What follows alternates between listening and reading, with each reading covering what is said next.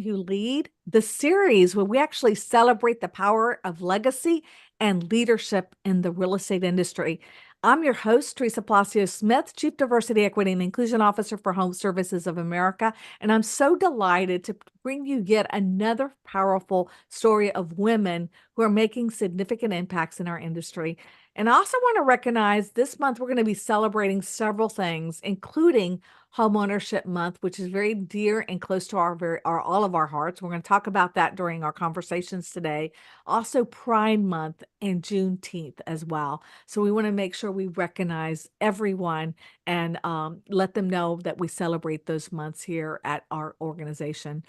And in this special episode, I'm really delighted because it's entitled NextGEN Leaders, because we're shining a spotlight on three remarkable young women who are members of Berkshire Hathaway HomeServices REthink Council. And what is our REthink Council? Well, it was formed as a think tank for innovation and strategy and consists of many young visionaries committed to shaping the future of real estate. And this is just part one of our REthink Council highlight, because we're going to be also highlighting some of the other members of the REthink Council in future episodes throughout the year. So stay tuned for other episodes, because again, we have so many members that we want to talk to that really are helping our industry and shaping real estate. So get comfortable, everyone, with your own cafecito. I hope you brought your coffee with you, and join us for a comfortable conversation as we introduce these three amazing women. So with me today, I have Bridgett Baldwin. Bridgett is with Berkshire Hathaway HomeServices Arizona Properties in Tucson, Arizona, and she leads a successful team of full-time agents known as the Tucson Agents. First of all, I love that. And I love that Bridgett proudly states that she went from tenant to homeowner, which we again talk about how incredibly important that is, team member to team founder, licensed realtor to associate broker, and boy mom to teen mom. So, Bridgett, thanks for joining us. And I love all of what you stated in your introduction. Thank you. Olivia Sawyer, and Olivia is with Berkshire Hathaway HomeServices RW Town Realty in Williamsburg, Virginia. I love Williamsburg. She has over 25 years of real estate industry experience with an extensive background in marketing, social media, and sales. And I really want to understand, if you have 25 years of experience, when the heck did you start? Because that is a lot of great experience, and I can't wait to hear, how you got started. And I know your family member is part of our industry, so we're going to talk about that a little further. So welcome to the show. And Letty Torres is with Berkshire Hathaway HomeServices Central Washington Real Estate and is a community leader, a mother of four, which I was astounded about. And she and her husband Joe run a successful team covering the Tri-Cities area of her city. Letty is the daughter of immigrants, and like me, her first language was Spanish as well. Her background and story, along with her previous work in nonprofit, has really helped her shape and continues to empower and inspire others. So welcome, bienvenida, Letty, to the show. Gracias. So my first question that I always ask everyone that's part of our show, because I really am interested in learning, how did you get started in the business? And also tell us a little bit about your market, your production, so that people know a little bit about you. And I'll start with you, Letty. Okay. Thank you so much for having me. So, as many other people, I never imagined that I would become a real estate agent. I had been working for a nonprofit for many years, and I really loved it. I enjoyed the impact that we were making in the community. But then we started having kids, and we started having a lot of kids. And once we got to our fourth one, my husband and I decided that homeschooling our kids was a priority. And then we had to figure out, okay, how are we going to do that? So we wanted to be able to make a living, be able to support our kids, but have the ability to be able to homeschool them as well. So that's when my husband took the leap into real estate first. And then a few months later, I joined him. So this career has given us the freedom to choose how we spend our time and has allowed us to be there for our children in a way that we never thought was possible, but it is, and it aligns with what's important to us. So that's how I got started. My husband and I together, we operate as a team. We serve both buyers and sellers in residential and commercial real estate.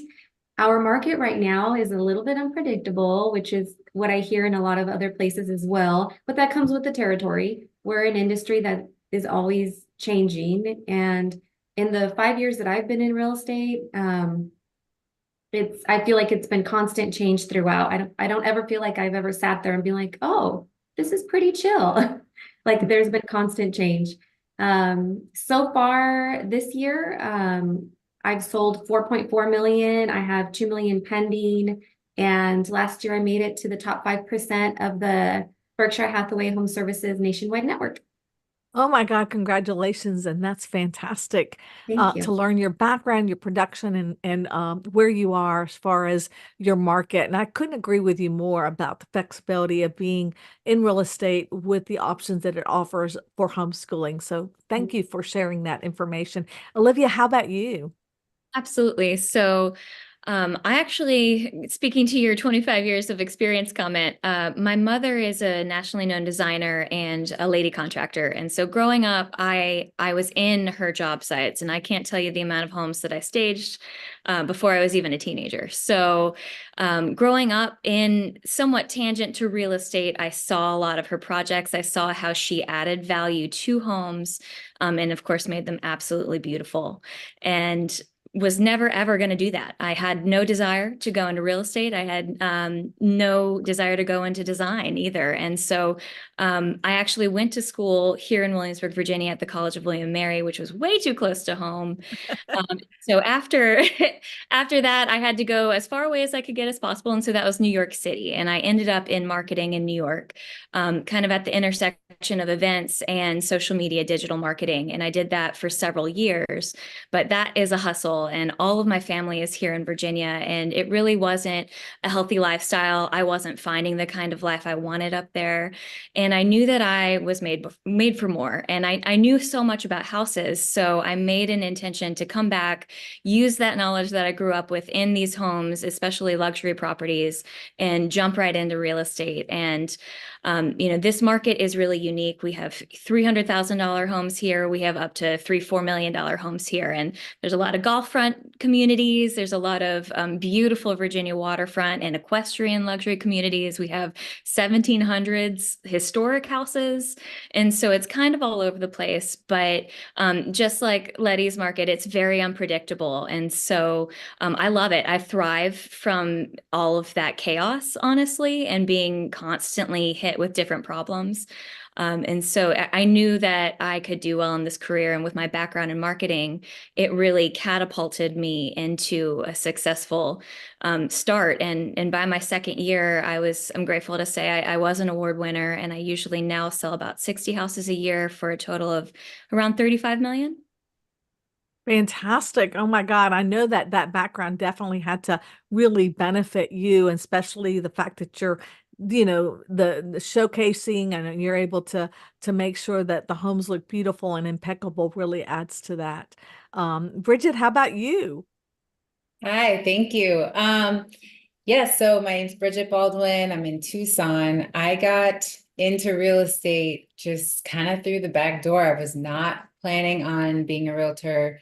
I went to college, right? You don't need to go to college to be a realtor. So I was a student at the University of Arizona here in Tucson, and I graduated in 2008.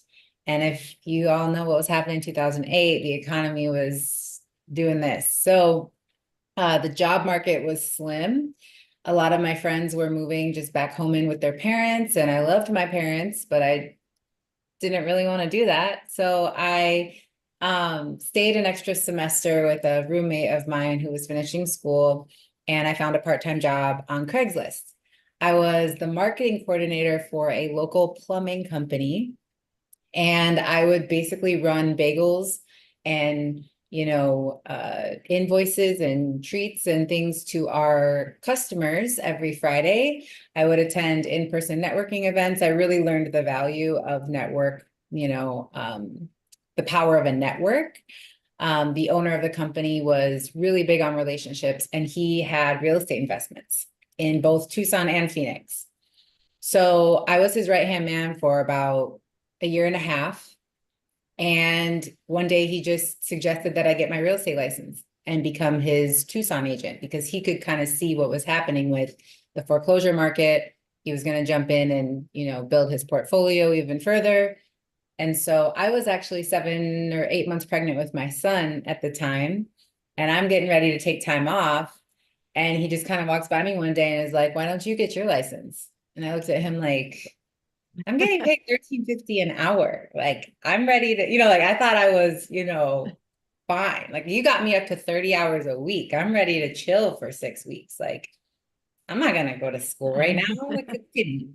But I did. I went to school. So I worked during the day for him, went to real estate school at night, passed the test when my son was maybe a month old, and started my career from there. And now, so it's been 15 years. It's easy to measure my real estate career because it's the same age as my son.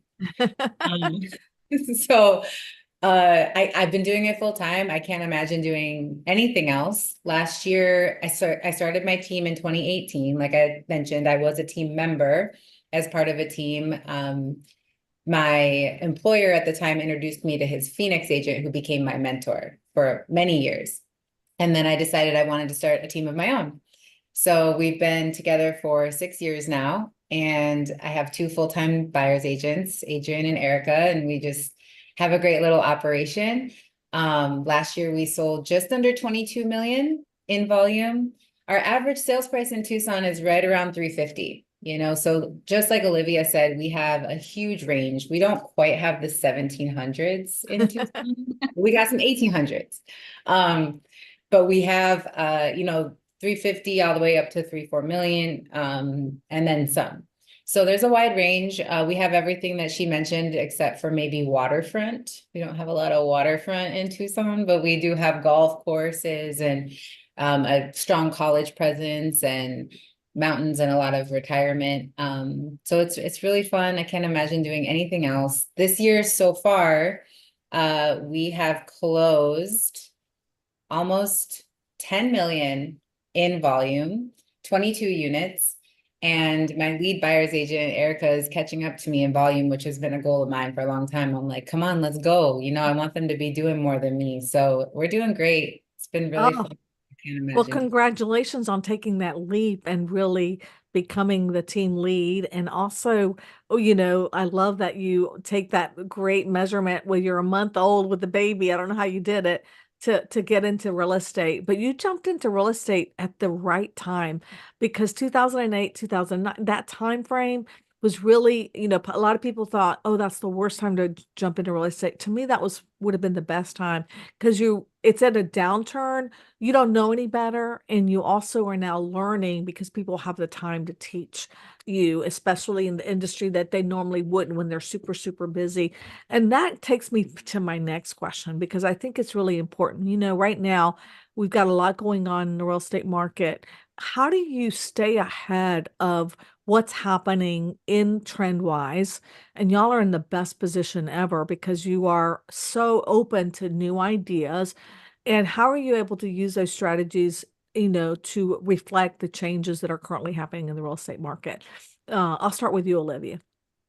Well, for me, it's I have a thirst for knowledge, and I always have been like this, and always a heavy reader, and I constantly try to educate myself. The real estate industry in general, honestly, it changes every month, every day, honestly, as we've seen with the big changes that are coming down right now. And I think the way that I combat that is just education and trying to read as much as I can, logging onto podcasts every time I'm driving, reading as many books, learning from these amazing ladies who have joined me today. It was a huge honor to be selected for the REthink Council, and I cannot even tell you how much I've already learned. And there's so many different ways to do real estate. Every different person you talk to in this industry has a different idea or something that they can share that could benefit your business. So being open to that and just being receptive to that, and not thinking that I know it all. And I'm not gonna lie, I can get that way. But, just being able to try and keep that open mind is my key. Well, that is so, so key, I think. And the Rethink Council really has been able to kind of help y'all because you're getting to meet people in other parts of the country. Sometimes there's a wave of things that happen that, one part of the country still hasn't experienced, the other has, so they can really help you learn what they've done. So I think that's a critical piece. Letty, how about you? So exactly what she said. But then to add to that, I feel like every market is kind of like in their own little bubble, right? And I think it's important to not only educate ourselves as much as possible on what's going on like nationwide and looking at the data and really understanding what story it's telling, but also building a really strong relationship with your clients and community and making sure you're in tune with their needs, their local needs, so that we can adapt our strategies and what we're doing to help meet those changing demands, you know? And I think, like I was saying earlier, in the 5 years I've been in real estate, it's just been constant change all the time. So I really don't know any other way. And I I think think, that's the advantage that y'all have because yes, you're newer to the real estate market. So you don't see anything that other people are held back on, yeah, like, well, this is the way we used to do it. yeah, Well, I don't say that. And I think I, it's just, as long as we're putting our clients at the forefront and those relationships are at the forefront, it's gonna help push us through all of these changes. As change comes, we just need to adapt. That's all I know, and that's how I'll continue to do my business. And I think that is what's helping all of us succeed right now. We have to be willing to adapt. I couldn't agree with you more. Bridget, do you want to add anything to that? Yeah, I'll just add, I mean, echoing both Olivia and Letty, same thing, but I also value my masterminds. I'm part of two masterminds. One's internal with my company and it's Accelerate, and it's younger professionals within the organization. Our volume is kind of all over the place, but we all come together once a month and just share ideas. There's a topic, and then I do a chairman circle mastermind that's within the national network that meets online once a month. And learning from people in different markets, I've been able to take, because Tucson's very laid back, like our pace is very slow.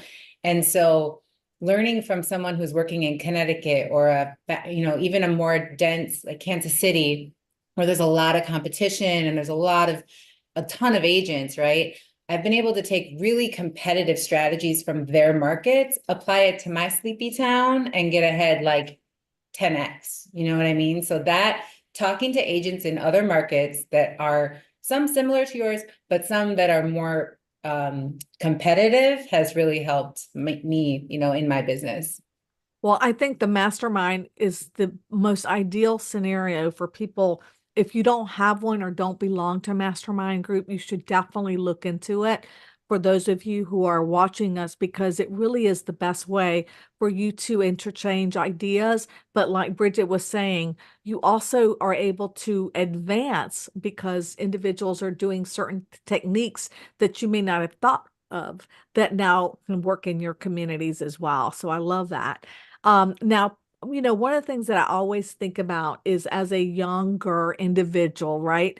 What really solidified your position, your career as, your passion for leadership, where you knew, I really love this, because being part of the Rethink Council, you have to be nominated for, you have to also say, yeah, I definitely want to step up to the plate and do this. It's a big responsibility because I know you have to attend meetings, you have to participate in these think tanks. Sometimes you think you may not have the time. So what made y'all decide, I really do want to, define myself as a leader? And sometimes you're tapped on the shoulder, somebody says something to you, or sometimes you step up to the plate. So what worked for you, Bridget? With Rethink specifically, I was nominated by someone within one of my mastermind groups that was part of Rethink, the couple years prior. And so they just could not speak more highly of their experience and what it did for their business, and watching them succeed and how much they grew in the time that I knew them, because I knew them from the time before they were on Rethink, through Rethink, and beyond. I just wanted to be part of that, So when I was nominated and then selected, it was a no-brainer for me. I mean, I just, if you've seen the movie Yes Man, you got to say yes to things, right? Do you mind sharing who it was? Curtis Mitchell. Okay, we want to make sure we give Curtis a shout out for nominating you. What a great recommendation, Curtis. Thank you for doing that. How about you, Letty? I have always really enjoyed teaching. I've enjoyed helping people strategize and figure out their goals and what steps are they going to take to get there, and kind of being like an accountability buddy to people around me in my life, personally and professionally. So when I heard that I could potentially be in this group, I got really excited because the first thing that came to mind was I'm going to be able to bring back all of this knowledge and experience and tips and tricks from all these amazing people from all over the nation and share it with folks here in our local area. So it was super easy decision for me to make. I was like, heck yes, sign me up. I'm totally 110% in. I have really wanted to be a part of something that's been so forward thinking, and this is exactly, Rethink is exactly that. It's shaping the future of real estate with Berkshire Hathaway agents. And then I love that the people in this group prioritize the people. That's where my heart is. And I feel that that's where it's always going to be. It's allowed me to learn innovative ways to do different things in the industry. And I've loved getting to hear from agents from all over the country and learning about how they do business in their area. Like Bridgett was saying, my area is very different than everybody else's. So learning what their market is like and how they do certain things, it's been really, really interesting, inspiring, and motivational. I love that. And I've actually joined on the REthink Council calls that y'all have had, and just getting to hear some of the things that y'all have learned that you shared with us have been extremely helpful in the business I'm doing. How about you, Olivia? I think I've always had a leadership streak in me from a young age. I was always, the kid leading the charge. I was always the president of the sorority. I was always the person who wanted to grow and help and develop and build. And I don't know what mix of things have made me this way, but my mother's also a very strong influence in my life, and she has always had her own business, which, showed me what a leadership role could bring. And with specifically, REthink Council and being a leader in real estate, I have always just had a servant's heart. I've always wanted to help as much as possible, sometimes to my own detriment. I thrive on being able to help others. And right now, my avenue is through real estate. And so my passion and my drive to be the best, to help the most clients, to help all of these agents on this call, all of the agents that I encounter with, I just have that fire within me that I really want to share what has been successful for me. And I think that's just naturally kind of guided me into a leadership role. But I was also nominated. I will be honest, I was aware of REthink Council. I wasn't that familiar with it before I was nominated for it. And I was extremely honored. One of the brokers at my office nominated me, and they cherry picked me out of, I think, my office of like 700. We've never had a rethinker in my franchise. And so it was a huge honor just to see that what I'm doing in real estate is being recognized, and the hard work I do on behalf of my clients is proving to be useful for other people. And so I'd love to share that. And who was that person that nominated you, the broker? Well, I believe it was like a communal conversation with some of the brokers, but Tim Vohar, who is our education director, is who sent me the link. I love that. So I always like to recognize people because it takes a lot for someone to recognize someone else, and we just want to make sure that we give them kudos. Now, I did notice that both of the individuals that recommended y'all were men, and I don't know if you've noticed that. I have seen that in a lot of times, the people that most lift you up or actually push you forward tend to be men more than women. So something to think about, because as women, we also have that, a little bit of that, and I see it in a lot of different communities of color. For example, for the Latino community, when they think, oh, there can only be one Latina, so I'm not going to recommend anyone else because then that means it's going to push me out. Or, that same philosophy, a lot of times we see within women. And I wish we were a little bit more, Bridget, I love that you said you want to elevate the people that are on your team to produce even more than you, because that just makes you look so much better when they do, right? Because you're that leader that's helping them advance. So I really love this conversation. And one of the things that you already mentioned, so if y'all want to add to this, is I know that the Rethink Council has brought you a lot of benefits. I see it already, and not knowing about them in advance or what they do. But is there anything you want to add on that you found like, wow, this is one thing I learned specifically as a part of this think tank that's really helped or benefited my business? And anyone that wants to throw in or jump in and say something, that'd be great. If you don't feel like, yeah. I have some. Honestly, I can even refer back to Letty right now. You use AI so much in your business. I never touched AI before I was on the Rethink Council. And so that's a direct example of like hearing how you used it has benefited my business already in the last couple of months significantly in a way of like, I can take more listings. I have more time to do better marketing because of these tools that you shared directly with me. And, I think it's a really great example of, what Bridgett you're doing with your colleague, like all ships rise with the tide. And that's what I want to be a part of. And I feel like I've already gotten that from Rethink Council, not just with AI, but with almost every facet that we touch here in real estate. Ah, that's beautiful. Teresa, I Look at feel that. like there's been so many things. Like every time the Rethink Council meets, I leave with so many notes. It's incredible. I've learned so many things, and I feel like everything that I've learned is definitely going to keep our business competitive. But then to add to that too, like I shared a little bit ago, I love sharing what we've learned. So we actually presented to our office a few days ago about some takeaways that we just had from our last Rethink Council get together. And it was really, really good conversation with the folks here in our office. And I hope that they're able to implement some of those things, because we brought a lot. Like we had like 5 pages of notes and we just shared everything. I know my husband and I are definitely going to go through and figure out like, maybe top 3 things that we really want to implement right away. And then maybe we can start implementing more things later. But then beyond the business too, it's just been amazing to be around other people who are passionate and driven and want to do better and want to be better for our clients. It's really,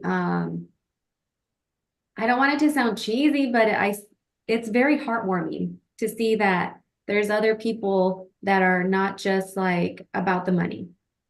It's more about the people.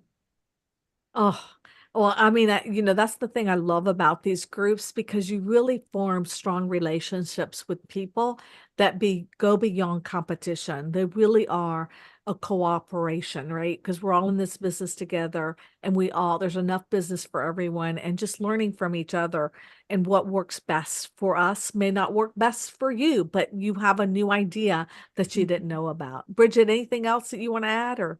Yeah, I mean, I'll just add, this business, especially as a leader or as a team leader, or even as an independent agent, can be lonely at times, and not to be cheesy, but, I get a little emotional because you have to show up in a way, and you have to, through downtimes and through uncertainties and through changes, you have to be the rock and you have to be solid. And sometimes you're tired, and sometimes, a month goes by and you were here and now you're here and then you're here. And so for me, Rethink, just in the short amount of time that I've been involved, it's given me kind of this background hum almost of other agents that I know that are all over the country going through the same thing, pushing forward regardless. And I know I'm going to see them again soon, and they're going to be asking me what I'm doing. So I better be doing something in the meantime. So it's like accountability and it's support.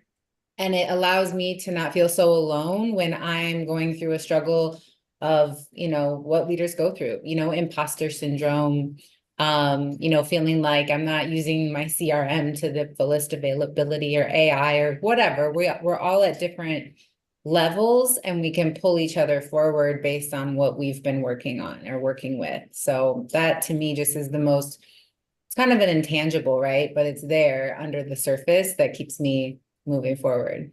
Oh, well, one thing too that I've noticed, like each individual may have a stronger focus on one area, and they can also share their knowledge to the whole team. And that's what I really love about the Rethink Council. I'm a part of another think tank very similar to that. And just reaching out to someone and saying, you know, I don't know how to do this.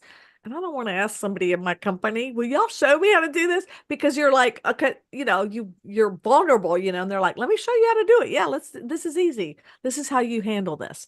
All Yeah. right. So I want to go a little bit deeper and a little bit more personal. And one of the questions that I'm going to ask is really about overcoming your age, right? Because sometimes it's very difficult, you know, when you're younger or when you're older, you know, it just depends on where you are in the stage of your life. And there's a lot of preconceptions or biases that might be, you know, about you, or you don't really know how to do this, or so how do you handle that? And whoever wants to jump in and answer that question. I can start. In my market, honestly, almost all of the market leaders are 20 to 30 years older than me. I only know of one other agent who's in their 30s who is doing somewhat similar volume than me in like very, very large, like Richmond to Virginia Beach up to the Northern Neck, which is like an hour and a half radius. And so that, I mean, I knew that having grown up in Williamsburg, that's kind of what our market provided as what the realtor was here. And so I'm very much other than that. But to me, I think real estate is what you make it. And as long as you're authentic to yourself and you are doing your best job to do good by your clients, age should not matter. And I like to prove that wrong every single day. But I do lean into the suit game. I think that that certainly helps me with you know, all of my different listing appointments. I often go up against 3, 4, 5 agents for listings, and because I know I am different, I use it. I think it's actually part of my strength now. A lot of these agents too, they don't know what to do on the internet. They have no idea what to do with Instagram. And so some of their weaknesses that you might be able to identify, you can show as your strength, which may outstrip what your age can say about you. You know, and being prepared, being well educated in the market, and honestly being nice and knowledgeable, I think will take you leagues further than 25 years of experience, whatever that means. Because as we've discussed, the real estate market changes every day. So that experience does not necessarily mean you know what you're doing. Oh, beautiful, beautiful. Anyone Yeah, else?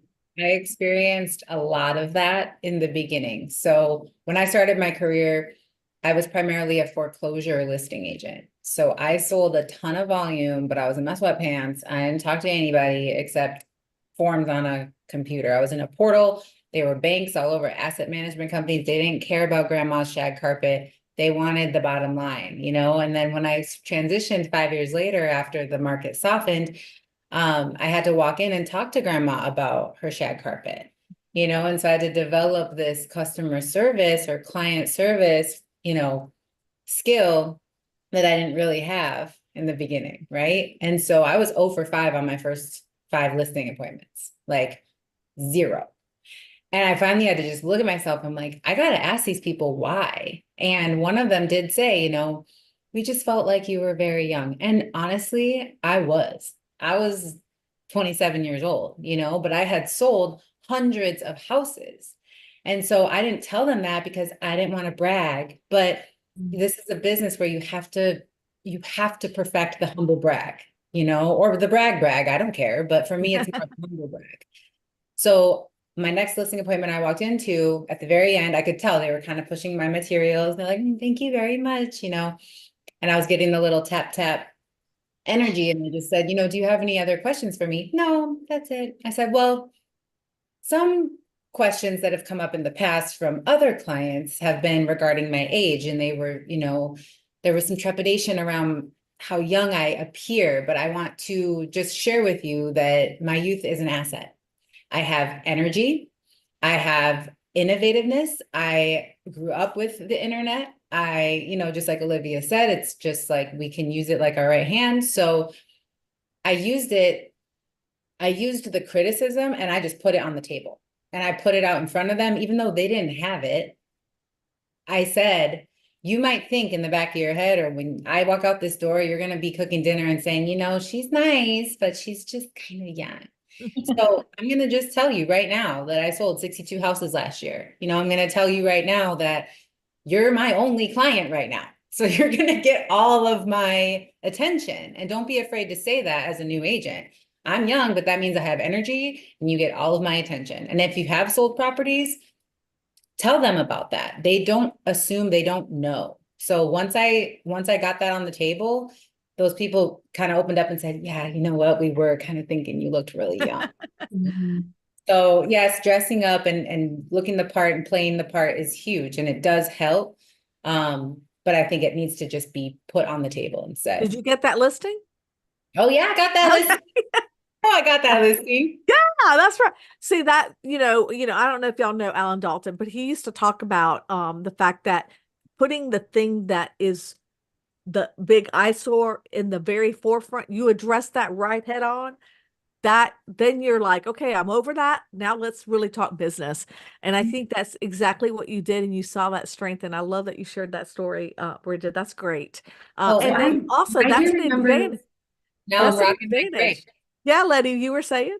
I do actually remember in the very beginning, I was kind of getting a little bit of pushback too, because not only was I new, but I also am not from this area.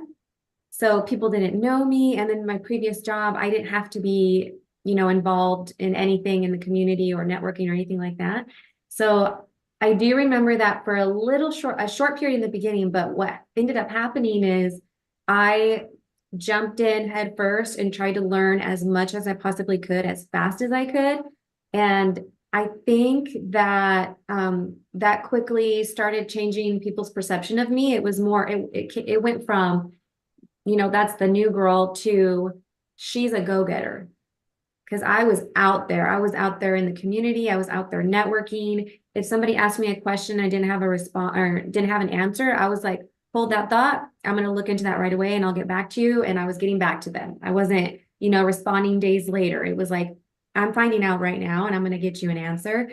So I think that helped me, because that, overcame the perception of she's new and doesn't know what she's doing, into, yeah, she's new, but she's figuring it out, Yeah, and she's willing to do the work to get Yes. the job done. And I think Yes. that's the biggest message that you're all giving us, because that really is critical when it comes to somebody's home, which is their most precious, valued asset, is that someone's really going to take the time to list it, to market it, and to really get the highest dollar for it, for them. So again, I really love that you all shared that. Now let's talk about you talked a little bit about the technology. Is there any one AI or technology that you recommend to our audiences? And I hope everyone's writing these wonderful notes down, because I am, about some of the things that you're learning today. So one piece of technology or AI that you're using that you think everyone else should be or should know about. Anyone that wants to jump in on that one? So I am loving ChatGPT, and we have definitely been leaning into it really, really heavily this year. Like Olivia was saying, it's quite amazing once you start using it and figuring out how you can utilize it, how much time it saves you. It's definitely been transformative for us in a lot of different ways. We use it from like brainstorming, networking, marketing ideas, strategies, helping to understand documents. Like maybe there's a new document that we're looking at and we're like, what does this mean? Maybe I interpret it one way and my husband interprets it another way. Let's see what ChatGPT thinks. Using it to strategize our social media content, so many different things, even personalizing communications. So maybe I need to deliver a difficult message and I kind of want to smooth it down a little bit and make it not so maybe I don't want to be too assertive. Maybe I want to be a little more gentle. And because I really care about the recipient on the other end, I'll ask ChatGPT, give me some suggestions. And many times it's definitely been way better than what I thought of saying or thought of emailing or texting or whatever. So it's definitely ensuring that our communication is efficient and is understanding. It's definitely played a crucial role in our business this year. And I just imagine we're going to keep using it moving forward in a lot of different ways. Oh, great ideas. Anyone else? I mean, I don't have like one piece of technology, but I would say that if you can't tell, I'm a little type A. I I like to have everything connected, and I'm all about efficiency because we don't have time. We get pulled in so many different directions all day long. You know, my biggest fear is having a client feel like I'm missing them or not getting back to them fast enough because I've got too many clients, right? And so I use Apple products and everything is connected. You know, my Amazon speaker in my kitchen is connected to my calendar, which is connected to my laptop and my iPad and my Apple Watch and my phone. And all of that can do everything that I need to do. And I've got like my contract software set up on my phone. So if I need to do a quick thing, I can do it really fast. And so even using like AI to start automating some of those things and just cutting down on some of the transactional stuff that then frees me to do really cool stuff on marketing, really cool ideas, brainstorming, masterminding. That to me has been essential. And, you know, I've tried to teach some of the agents here how to connect all those things, but just understanding the technology in general and its use cases has, I mean, skyrocketed how much I can take on. Oh, and our business time management is so pivotal and so critical today in everyone's, market, anything, whatever you do. And I love that you've done that. And I may reach out to you to say, help me set this up in my own home. I'm a little, got you, girl. Bridgett, anything you want to add? Yeah, so I attended an event where Rajiv Saja, the VP of Digital Marketing with Fox and Roach, was speaking, and I learned I've seen it on Instagram, you may have too, where the person posting will say, comment this in the comments, and I'll send you my PDF with yada yada. And it automatically sends it to anyone that comments the keyword, so that I'm a baby. I'm a novice at the AI too, but so I've downloaded it, I've activated my account, but I haven't actually posted yet. But that is one automated feature that I got really excited about, and it's called ManyChat. So MANY chat. And you can link it to your Instagram, and that way it is very automated. You're interacting with your people, you're sending items of value, and then creating a DM where you can have direct relationship building conversations off of an item of value. So I'm excited to. Oh, I'll have to look into that one. That's fantastic. And Rajiv is amazing. He does provide so much great content and information on technology. And one thing you mentioned, Letty, and I just want to also mention, you talked about chat, but the other two that are really critical, that Copilot now has a version of on Teams. It's really good it's very AI oriented too. And the other one that I like is Gemini, which is Bard's, I guess Bing's answer to it, or Google's answer to the Chat GPT. And I usually will ask the same question to all of these three sources to see if it gives me a similar response. And then I'll take some of one and the other and use that too, because it's great how they'll combine, but they'll have different perspectives on it. So just another one that might be really important for us to use. All right. As we look at advice and support, and you talked a little bit about mentorship, Bridgett, but tell me something that someone's ever told you that you've really learned from that really significantly impacted the way you do things professionally or personally. And anyone can jump in to do that, but I'll start with you, Bridgett. Honestly, just what comes to mind right when you ask is, and I've heard it from many, different leaders that I respect, is just to be authentic. Be authentically yourself. I spent some time in my career, and I'm not going to lie and say it was at the beginning. It was pretty recent, where I was just trying to like fit into this box and then that box and then that box, because I thought that's what would, get it done. But at the end of the day, like, you just have to be authentic to who you are and who you serve and how you serve. Because that will give you that centered peace and that energy, that authentic energy to show up and have those creative ideas come through and have the passion come through. Because if you're constantly reaching outside of yourself to connect with people that are outside of your, energy field or your personality or your preferences, you'll be drained. You will drain yourself and you won't even remember who you are at the end of the day, So when I think about the best business advice I've ever received, it has been just the celebration of who you are in your industry and staying true to that. Oh, authenticity is number one. Love it. I Anyone have else? to agree with that, Bridgett. I feel like in the very beginning, being new to real estate, not knowing anybody that was in it, doing it, nobody in my family, I kind of had like a picture in my head of what I was supposed to talk and act like and look like, and that did not work for me for the first. I tried that for like a year and I was like, okay, this is killing me. And I feel like once I started being myself, not only was I happier, but I was attracting my people, the people that I wanted to work with. Those are the folks that were now being attracted to me. It feels so good to just be able to be yourself and be successful at being yourself, not trying to be something you're not, Yeah, because then they stick around after the transaction too. Like you can do the dance and then it closes and then you're like, oh, What do I do now? never again, But like when you're yourself, then your friend, you like are actually they're interested in your life. You're interested in theirs. You have a relationship and you that's become friends. Yes. And you actually like hang out. Yeah, this is our forever agent, which is what you all want to be, right? Yeah. But let's make that the image that new agents are going to have. Like you and like we had an image of how we had to be and how we had to act. So let's just put that out there. Like you just need to be yourself. So That's it. Be yourself. And we all come in different shapes, sizes, colors, uh, personalities, and that's what attracts us to each other. So I love that. Olivia? Plenty of business to go around, people.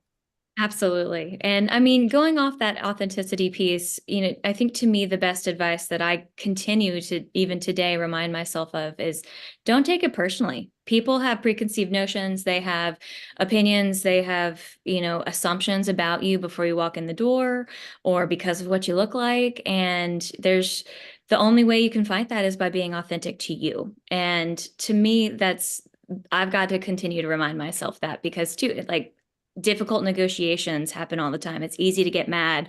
It's easy to get frustrated with agents who aren't doing their job. It's easy to do all this, but don't take it personally. If you, at the end of the day, know that you're doing your best job to do this work for your clients, that's really all that matters. I go to sleep at night knowing that I've done anything and everything I can to further my clients' interests, and that's all that matters. Oh, beautiful. Gino once gave me a piece of advice that he gives to a lot of people, and I think it's just brilliant. And Gino Bafari is the CEO of our company. But he said, you're going to get a lot of no's. In fact, about 11 no's before you get a yes. And it's hard to take because nobody likes to get negative comments. But once you get that yes, that's the one that's worth the million. So anyway, I love that because it's so true. A lot of people think that what we do is so easy. What y'all do is so easy. And it's difficult. You have bad days. You don't get every listing. And, we only see on social media what people want you to see when they get that listing and not the all knows that they got before they actually got that one. So I think it's really important for all of us to realize that that's critical as well, that you're going to get a lot of no's, but you're going to get yeses too. All right. So here's a big one because I know that you all have talked about your personal lives, especially you, Letty, with 4 kids and with a young teen. So talk about how do you balance the demands of your professional career with your personal life? Because, I know that more and more that's become a huge hot topic with the younger generation. And I don't say that to be, like I say, because my generation was more about, hey, you work, work, work, work. There's no really balancing that personal life. But I know that's really critical, like for my daughter who has just become a mom.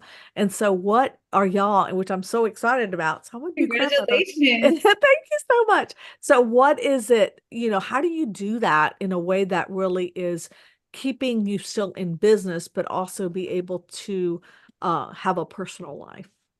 So first I have to say that we had to learn how to do it.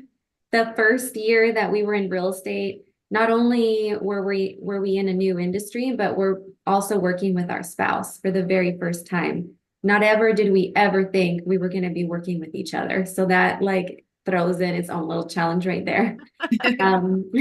So balancing our demanding career, our personal life, raising 4 kids, homeschooling, it's definitely not easy, but we've learned how to integrate our personal life and our work creatively. So it's kind of like intermingled all in one. We basically run our business around our personal life versus the other way around. Our family time, our homeschooling, our kids' sports, that is all priority. And then the business is around that. Something that we started doing, I think our second year in, was time blocking. You hear people talk about it all the time. It works. It works, guys. We time block everything and we have a shared calendar. So if it's not on the calendar, it's not happening. Like that's very, very true. And we really try to find balance and a rhythm that works for us in our life because we are doing a lot of things all over the place all the time. But we make it work. Communication is really important. We set clear boundaries as well. We support each other, not just professionally, but personally as well. I mean, we are married to each other. We're going on 20 years now. Sometimes we have really crazy days, but we're okay with that. If we have like a really busy day with our business, then we might be like, you know what, today we're going to take it easy with homeschooling. Or the other way around, maybe we have a really busy day in homeschooling. We might be like, you know what, we're gonna anything that can get pushed to tomorrow, we're gonna push to tomorrow when it comes to our business. If it's not anything that's urgent or priority, all of our kids are under the age of 13. So we have a 13-year-old, 10, 8, and 5. And this is just the season of life that we're in right now. And yes, it's crazy and it's chaotic, but we're loving it. We do our best so that our clients don't see or feel how crazy our life is. And that's been really interesting because there's been times where we've had clients later turn into friends, like we were talking with Bridgett. We later become friends and then we're hanging out. We're going to each other's birthday parties and going to the park and stuff like that. And then we hear this often. People will be like, wow, I had no idea your life is that crazy or that all of this was going on behind the scenes. And I'm like, yes, that means we're doing a good job. You're making it seamless, which is beautiful. And that's what you have to do. And I love that you have created those time blocking options for your own sanity, but also your clients are respecting that too. I think that's really, you're setting those boundaries are really important. Bridgett or Olivia, any? Wait, hold on. I have a question. Betty, did you plan that like perfect 3-year gap between each of them? Be honest. Yes. Block your kids. Hold on. 13, 10, 8, I'm a planner. You have a system. I'm glad you caught that. Yes. Like we're going to save these clothes for that one and these clothes for that one. Exactly. And that has worked out so well. And they're leaving high school, middle school, and they're all in different age groups. Oh, I love that. Like these toys, and they're gonna still like those toys. Smart. Anyone else want to throw in? Because we're almost out of time. We're running out of time. What I'll say about balance is I don't have it. Like appreciate the honesty. But I also kind of have maybe adapted or changed the definition of balance a little bit because I truly don't think you can achieve balance. I think you can. I heard somewhere balance isn't achieved, it's touched. So you can feel a sense of balance one day. You're like, ooh, yeah, I got it. Okay, I got my groceries in my fridge and my kids happy and da da da da da.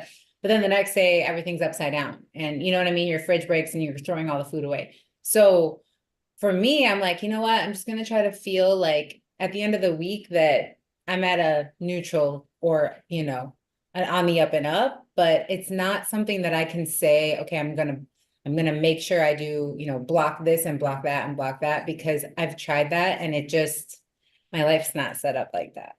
So my son is my priority. And I love that you said that, Letty, because it like warmed my heart, because kids need to feel prioritized. You know, they can feel it from a very young age, what's important and what isn't. And if we're like this all the time, or hold on, I got to do this first before you get fed, that's going to be a script that plays in their head. So for me, especially my son's 14, almost 15, he's aware, he's carrying himself a little differently. He's, you know, kind of like observing people and seeing who he wants to idolize and who he doesn't. And so for me, I make sure that he is my priority no matter what, no matter what. And that's been hard because we want our clients to feel like our babies. Yes. And our clients want to feel like they're our babies. But I found that if I just verbalize it, and sometimes you don't even have to, you can just say, okay, my first available appointment is tomorrow at 4 p.m. They're like, great. They were expecting next week. In my head, I'm like, oh my God, I got to get there today. You know, for me, I'm just, you let them know in advance. I love that. That's Bridgett, because you do prioritize your life. And Olivia, I'm going to switch over now to our last question, because we're running really close to time. Best book, fun book that you recommend, podcast, training that you really, or quote that you want to share with us. Right now, I'm really loving this, the 5 a.m. Club. Okay. By Robin Sharma. And it's been great for me. I know not everybody loves the idea of waking up at 5 a.m. Believe me, I was not one of them either. However, it's really funny. It's really useful, even if you don't use, you know, the exact formula that they give you. To me, it's been about, again, getting that efficiency. What can you get done? What's important? And focusing on how to live your life in a way that complements that. Oh, great read. Anyone, Letty? I'll share one of my favorite quotes. It's by Les Brown. It's help others achieve their goals and you will achieve theirs. This quote resonates with me because it shows the spirit of service. And in my career and my personal life, I found that I feel most successful when I'm helping other people be successful and helping foster their growth, whether it's helping a client or it's helping a friend, mentoring someone in the community. I feel like that is the most rewarding thing for me. Oh, you're a go-giver. I love that. And then Bridgett, I will say the last book I finished was called The Ultimate Coach. And I actually gave my copy to Christy Budnick because I was just, it impacted me on a really deep level. And I feel like she's at a point where she could use it too. It's black with a white exclamation point on the cover. And for my attention span, it's great because it's a series of short chapters about the clients that went to go see this life coach. And so instead of going to pay hundreds of thousands of dollars to the life coach, you're getting the anecdotal evidence from his clients, hundreds of them, of what they learned over the years. So The Ultimate Coach, highly recommend it. It kept my attention and I actually finished it. Oh, I'm going to definitely read. That's a new one for me. And everyone, I will include the names of these books so that you can access them immediately after the episode. So I really want to thank all of you for being on the show and, you know, for your invaluable contributions to our discussion. I loved everything that y'all said and all your great anecdotes and comments and your backgrounds. I love this quote: leaders must be close enough to relate to others, but far enough to motivate them. And that's by John C. Maxwell, far enough ahead. And I think there's no doubt that you are all ahead of many of us. Thank you again, as having you all with me today has been such a very special time. And I want to thank all our loyal viewers who are watching us right now. And I hope that you're going to join us back here on June 26th. We're going to have Diversity Matters. And on this episode of Diversity Matters, we're going to have Lemuel Levels, who's the Chief Diversity Officer for Berkshire Hathaway Energy. And he is brand new to the organization, has a lot of energy. He's going to talk about some of the initiatives that he's creating there at BHE. And then also on July 10th, back here, we'll have another great episode of Women Who Lead. I encourage all of you to stay connected with us on social media, share your thoughts, and continue the conversation, because together we can uplift, empower, and celebrate women who lead in every aspect of life. Until next time, everyone, thanks again for joining us. Thank you all. Appreciate it. Bye-bye, everyone.